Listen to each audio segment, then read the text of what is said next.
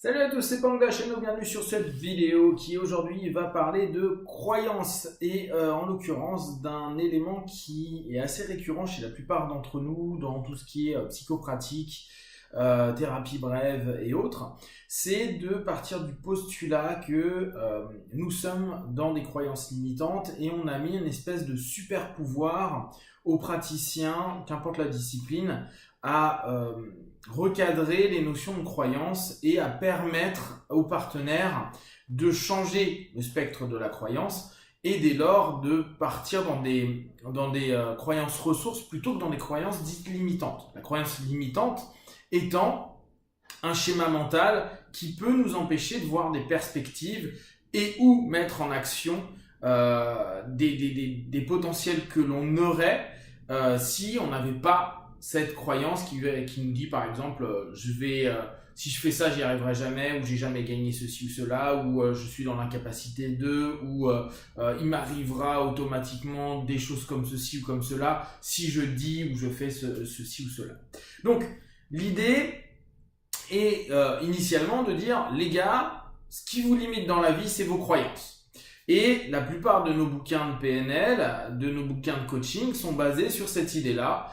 Si on change vos croyances, la vie sera mieux et vous en êtes aujourd'hui où vous en êtes à cause de vos croyances, mais vous avez un potentiel illimité. Vous savez très bien que moi, je pense qu'on n'a pas de potentiel illimité, qu'on a un pouvoir qui est limité. Limité à quoi? Un field, un terrain dans lequel on a déjà suffisamment de surface pour aller faire énormément de choses et que la plupart du temps, on reste cantonné à un petit espace de sécurité et on va même pas aborder l'ensemble du terrain qu'on est apte à avoir dans nos compétences, capacités, etc. La notion de dire voilà, la croyance, si je la modifie, ou tout dépend de la croyance, et je sais que c'est un maître mot qu'on utilise beaucoup dans notre domaine, dire ah ben ça c'est ta croyance et c'est pour ça que tu n'y arrives pas, ou c'est pour ça que ça te limite, etc. etc. Ce qui est un peu embêtant, c'est que on nous vend, et moi je l'ai acheté pendant des années, cette idée qu'en changeant des croyances, on va modifier complètement les gens et surtout leur comportement, parce que c'est souvent cet objectif-là, c'est pour qu'ils puissent avoir un nouveau pattern comportemental, voire cognitif, et donc aller vers de la réussite, du succès, voire tout simplement de l'action.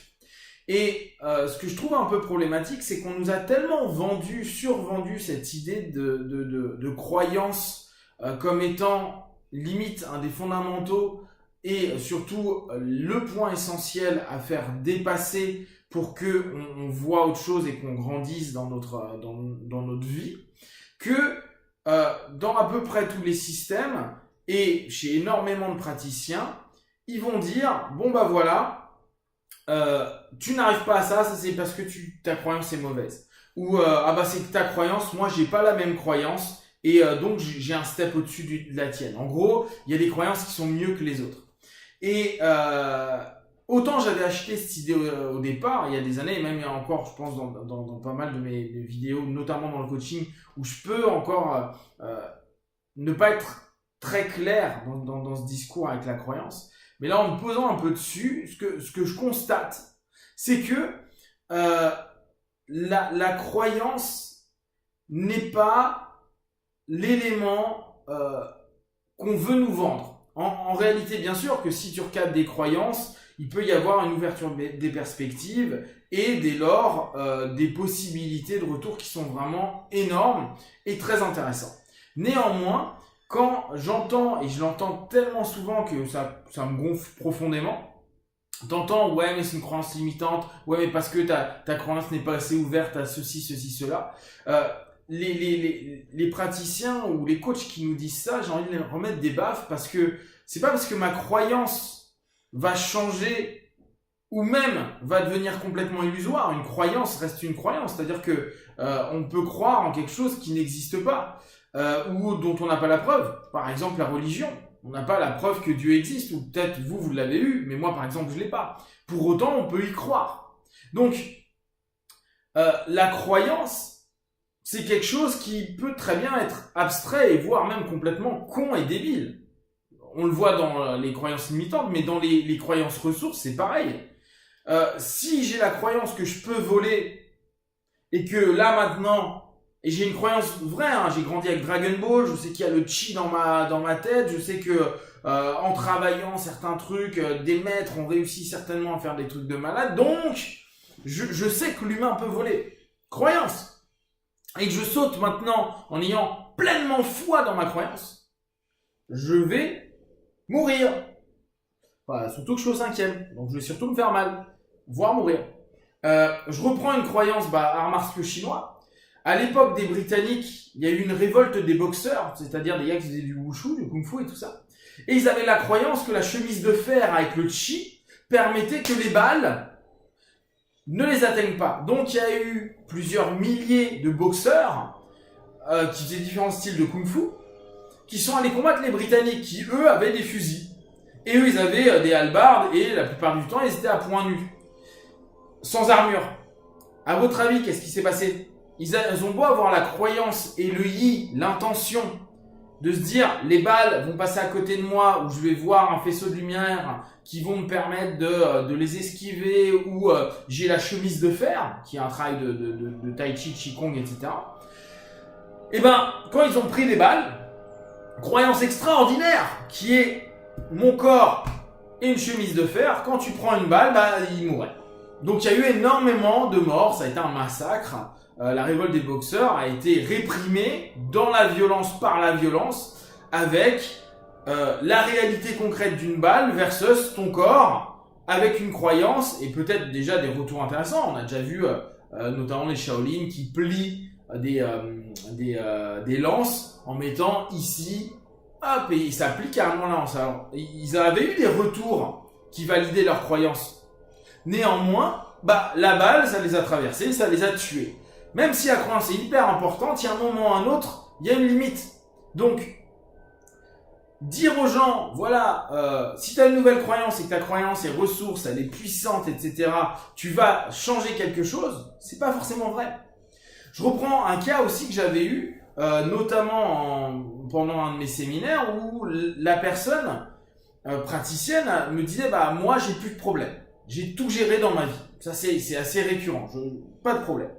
Et les événements du séminaire, vu que dans mes séminaires, je dis tout le temps, on travaille sur quelque chose de réel, une vraie problématique, lui, il n'en avait pas, bien sûr.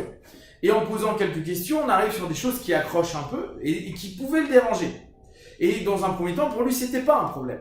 Parce qu'il a la croyance que lui, il a tout géré. Et en faisant les exercices, a émergé plein de problèmes. Et lui, sa croyance était... Non, mais moi je n'ai pas de problème. Pour autant, corporellement, sémantiquement, donc mental, physique et émotionnellement, il tremblait, il pleurait, il n'était pas bien.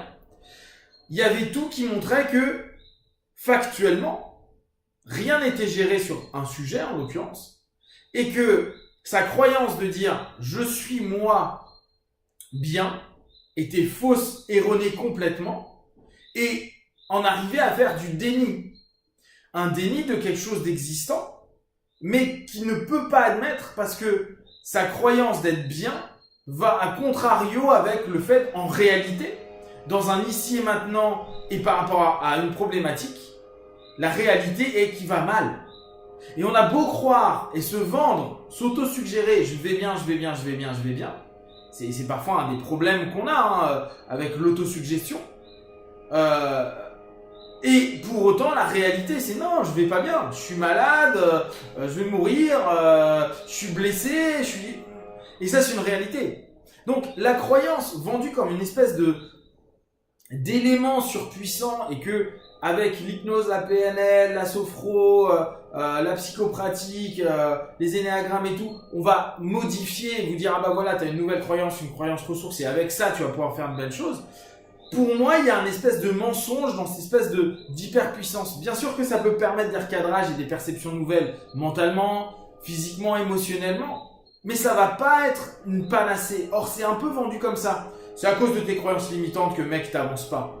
Alors qu'en réalité, même s'il avait une croyance ressource, la réalité physiologique, la réalité factuelle qu'il est en train de vivre maintenant fait que il a beau avoir une croyance qu'il achète, ça peut ne rien bouger. Et plus encore, même si on modifie des croyances qui ont eu des conséquences psycho et physio avec les années, les conséquences, elles sont gravées à l'intérieur de nous.